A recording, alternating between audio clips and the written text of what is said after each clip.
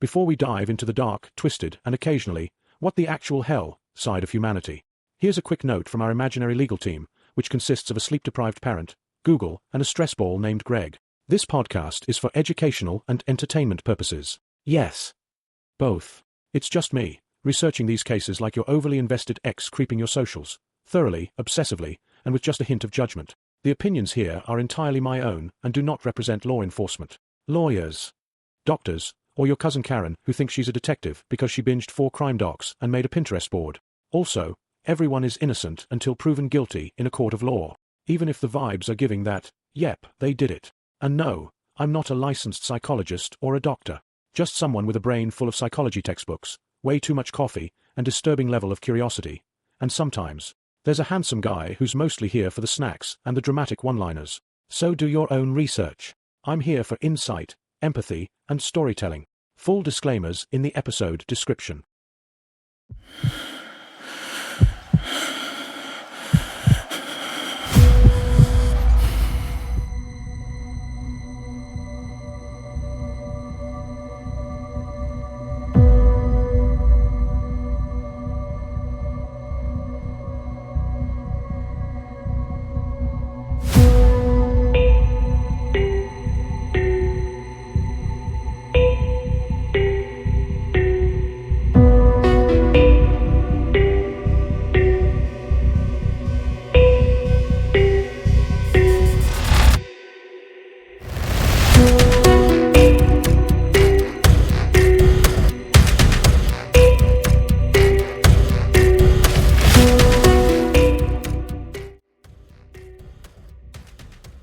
Hey guys, if you're new here, welcome to my little corner of chaos. I'm Rachel, and I host Crime Unleashed with frequent appearances from my husband and other brave souls I can rope in along the way. This is what I do at night instead of sleeping, like normal people. So, you bring the snacks, your blanket, and your favorite drink, and I'll open the case file. Let's jump in.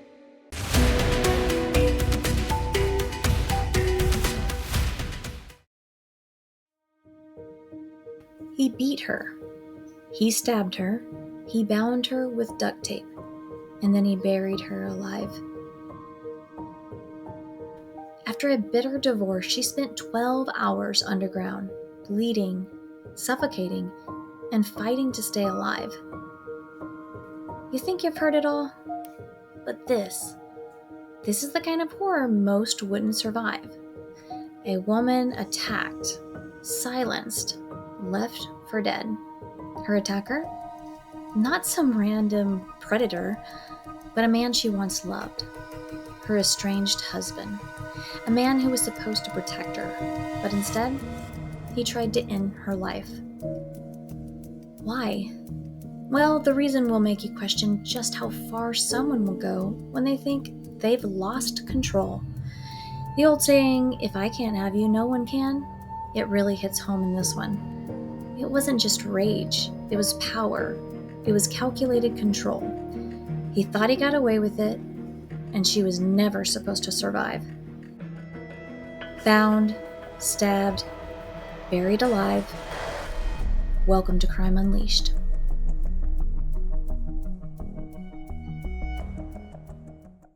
Before we start, a content trigger warning. This episode contains graphic descriptions of domestic violence, attempted murder, abduction, and themes involving a survivor being buried alive. Listener discretion is strongly advised, especially for those who may be sensitive to content involving physical abuse, intimate partner violence, or trauma survival. If you or someone you know is experiencing abuse, help is available. Contact the National Domestic Violence Hotline at 800-799-SAFE 7233 or visit thehotline.org for confidential support. Please take care of yourself. Before the headlines, before the beating and stabbing, before the grave, there was just young An, a 42-year-old mother living in Lacey, Washington, raising her children, balancing family, that family life with quiet resilience. And by all accounts, she wasn't someone who lived loudly or drew attention to herself. She was focused on her family. She worked, she endured, and for a long time, she endured him, her husband, Chae Kyung-an. Their relationship, like many, probably started with charm, with promises, with warmth. No one gets into a relationship thinking it's going to end in duct tape and a grave. But over time, things shifted. The marriage became toxic, filled with conflict, control, silence. There were cracks in the foundation, cracks that widened into the years of alleged domestic abuse. Now, I did look up some, and I did find a report back in 2021 that she had, gone to and actually made a report of some type of domestic abuse, but that was the only one that I could find. Either way, it happened, based off of what the report says. Young On obtained a protective order against her husband and eventually filed for divorce after, I would say, 2 decades of being together. He could no longer live in the same house as his wife, and of course their children were there, so this upset him. And that choice that she made, that single act of trying to reclaim her life, became the match that lit the fire. Young On was a mother of 2, ages 11 and 20.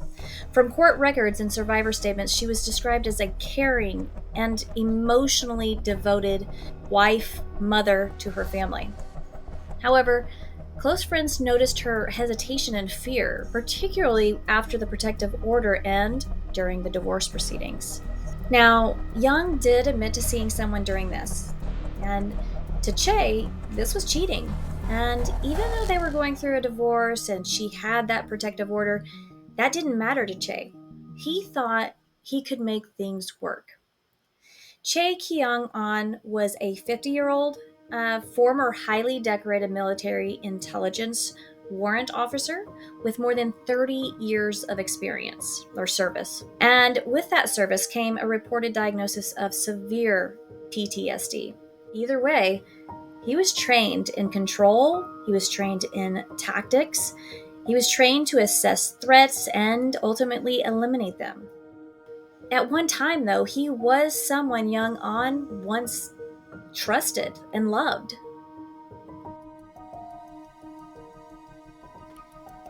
By the fall of 2022, she no longer saw him as a protector, and she had good reason. By then, Che was homeless, isolated, struggling with untreated PTSD since she did have that protective order and they were going through a divorce.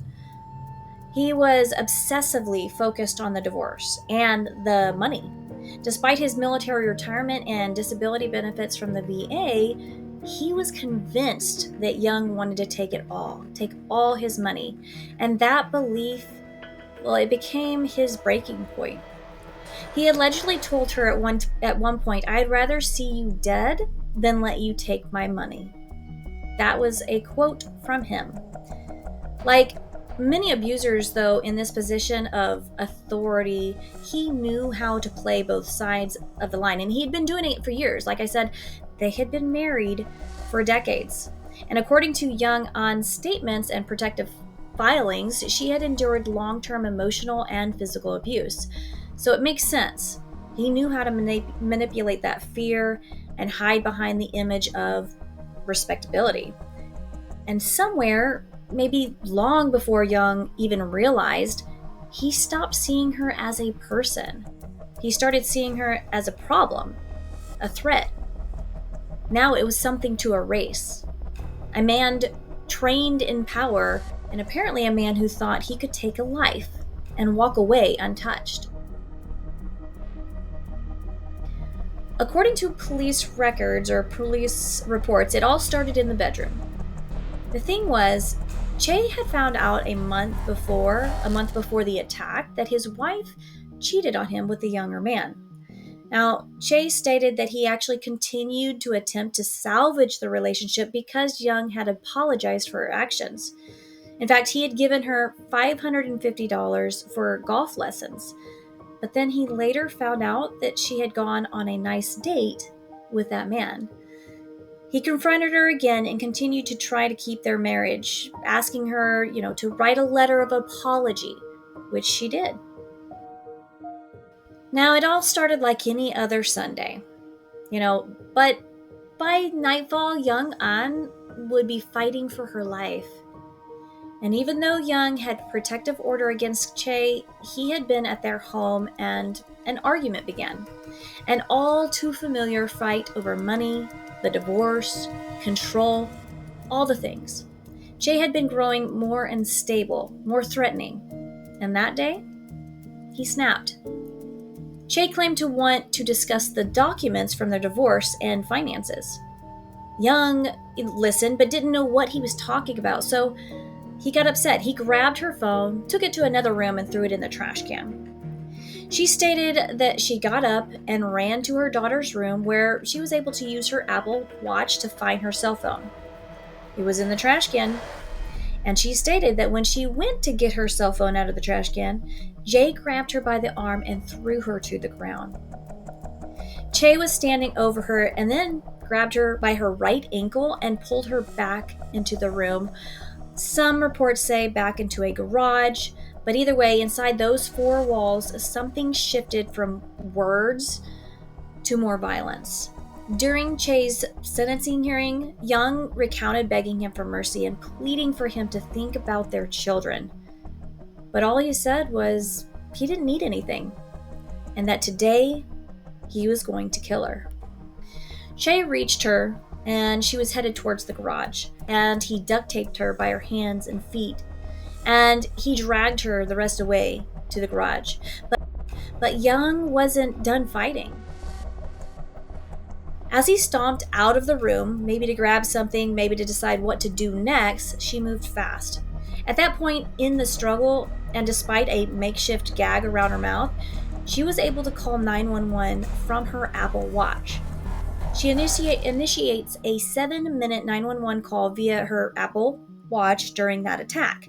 With tape still on her body and her mouth, she somehow was able to do it. She was able to get through. She was actually able to trigger an SOS alert from that watch and even send out a notification for her emergency contacts. Her 911 call, it was muffled, almost inaudible. Oh gosh, you know what I mean. Dispatch stated that they heard muffled screaming, thuds, and what sounded like a struggle. She couldn't communicate very well because her mouth was covered. Because it was enough, dispatchers were able to catch some of it, just a trace of words or fear, a voice beneath that tape. And then he came back. And Che, he wasn't done either. He saw the Apple Watch, and he knew what she'd done. In a flash of rage, he smashed the watch with a hammer, destroying the only line she had left to the outside world.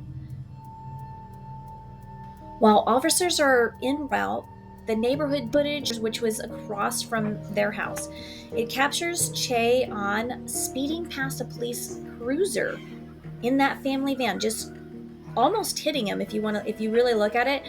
But speeding past him, and Young An was bound inside that van.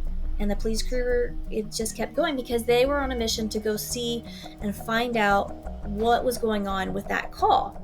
And just like that, a mother of two was kidnapped by the man she once trusted, while police, triggered by that faint 911 call, scrambled to respond. And they just happened to miss them. Minutes later, actually, police arrived at the home to find it empty. The garage was open, and there was no sign of anyone, no sign of Young An or Che. Young reported that she didn't know where he was taking her, but the way he was driving, the silence in the car, the cold in his eyes, she knew. He wasn't just going to hurt her. He drove her deep into the woods outside Lacey, Washington. And there, in the forest, under cover of trees, surrounded by cold earth and just really silence and not darkness, because at that time it was actually still daylight. But they were there in that forest. While she lay there, she later told investigators that she could hear him digging in the dirt. It doesn't say if he stabbed her before or after digging in the dirt, but I want to say that he actually did it after, and then he bound her tighter. And then from there, he actually drug her to the hole and put her in the ground. A heavy tree was laid on top of her. She said she could hear her husband walking around the hole and dirt being thrown on top of her. Dirt, of course, that tree, pine needles, blackness. And as he stood over her, which she could still hear him, he covered her body with all the soil and all the leaves that he could, layer by layer. She could feel the weight pressing down, and I cannot imagine. The oxygen was thinning, and her body was bleeding. And 12 hours, no light, no air, buried, under earth with every breath a battle. Still, she was actually still conscious. Court records and her own statements confirm that she was awake while buried, aware of every gritty moment. She could still actually hear him. One report says that she listened as he stood quietly nearby for a long time, checking for movement, I guess, waiting to make sure she was dead. She waited. She listened. She gauged his departure. And when she finally thought that he had left, young Anne was alone, buried alive, drowned in freezing soil and pine needles, no flashlight, no sound except the earth above her and her very thin breathing. And she had been stabbed and bound with duct tape, fighting the impossible. For most people, that would have been the end. But she was determined not to let the grave be her coffin. Still bound in the duct tape and bleeding from the knife wound in her chest, she knew she had to get out. She had a family to get to. Young said she managed to breathe by squirming to keep the dirt from suffocating her as she lay in the shallow grave for several hours before finally succeeding in tearing off that tape. In fact, like I said, for nearly 12 hours, that's how long she remained trapped before finally finding a way to get out. Young Anne, she began working at the duct tape around her arms, legs, and torso. It took her hours to get the tape off, just enough to start digging her way out. But to really understand it, think of yourself trying to lift a wet blanket off of your face, barely able to move. In fact, think about being duct taped and trying to move that wet blanket off your face. It's suffocating. Then add that you were stabbed and then only able to take in a little air at a time as you try to lift it off of you.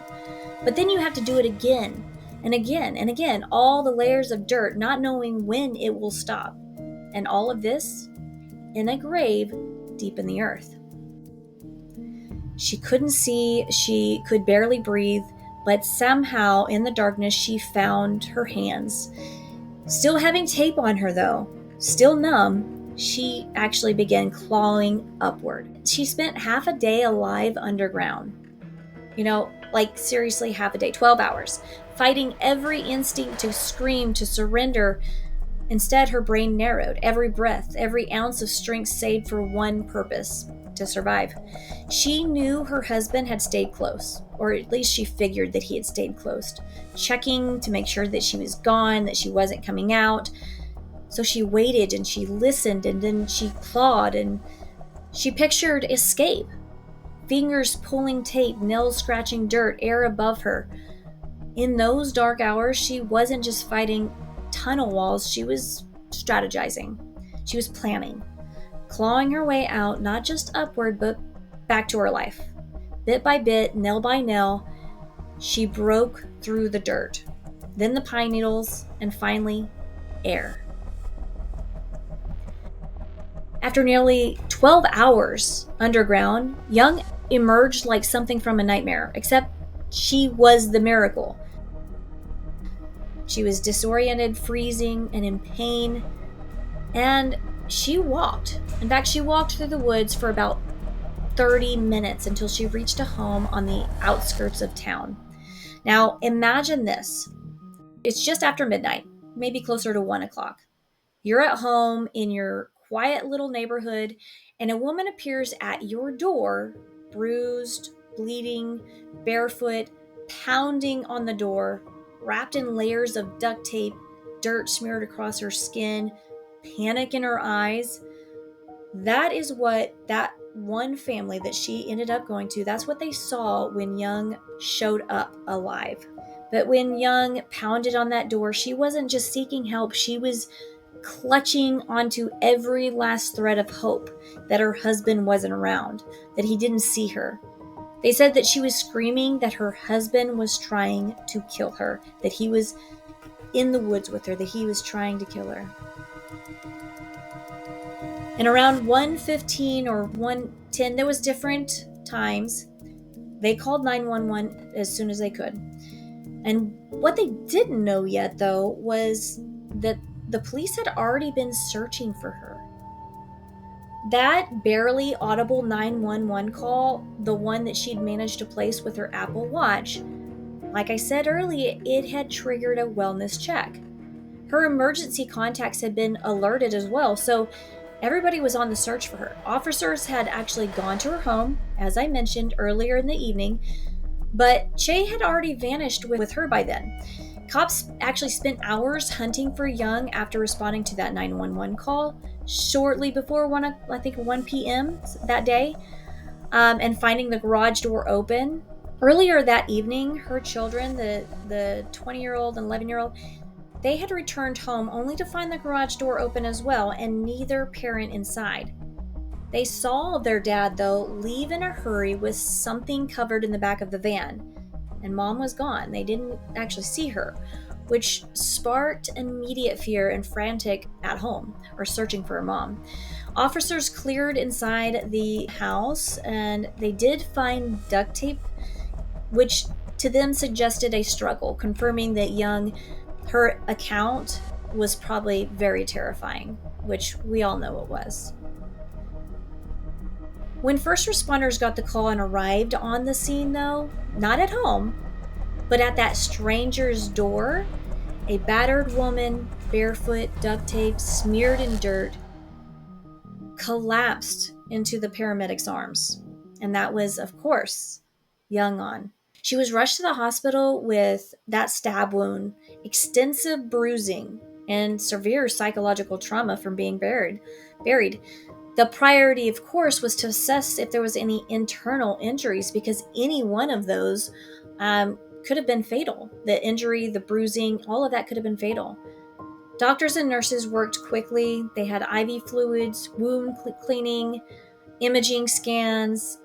They stabilized her, and honestly, they recognized the psychological toll of her ordeal, and hospital staff described her condition as fragile both emotionally and physically, but medically stable enough to begin reconstructive care and trauma therapy. She later, down the road, she told investigators that she was going to be living with this medical and emotional scar forever. She described living in fear for her children's safety as well. Her children were her first priority, and in court, she told the judge, "After that day, I and my children's life, it was crushed. I have to live my life with emotional trauma and health issues for the rest of my life."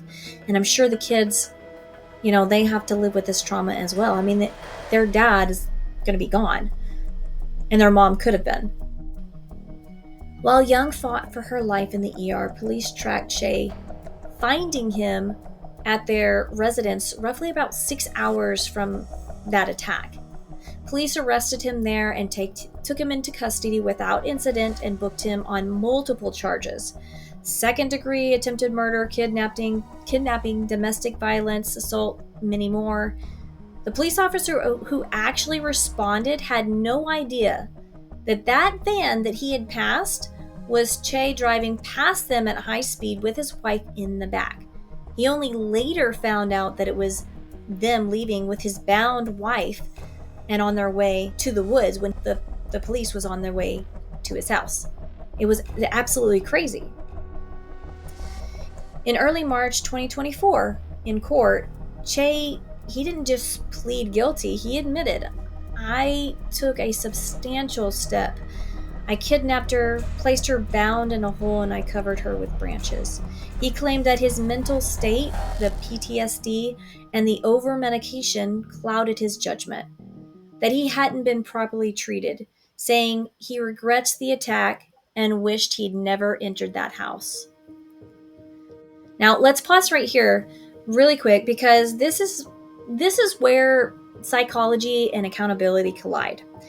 Post-traumatic stress disorder, PTSD, is very real. It can stem from war, abuse, accidents, life-altering trauma, and it can stem from a lot of things. It depends on the person and how they handle trauma.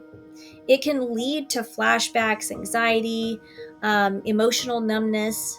It's painful, it's misunderstood, and it is treatable. But here's what it's not. PTSD is not an excuse to bind, stab, and bury your wife alive. Che didn't just snap in a moment of panic. This wasn't a flash of rage with no foresight. This was planned. He had brought the duct tape, he had brought the knife, he brought her to the woods, dug a grave, waited nearby to make sure that she was dead or not moving. That is not dissociation. That's a deliberate action, and it's control. Legally speaking, the court saw right through it. His PTSD didn't stop him from calculating the best way to hide the evidence. It didn't stop him from disabling her Apple Watch or from waiting by the grave to confirm that she wasn't moving. Mental illness is taken seriously in courtrooms, but it is not a license to destroy lives. Even his own attorney, he actually admitted that he knew. He says, quote, he understands now. He accepts the harm he caused. So he knew.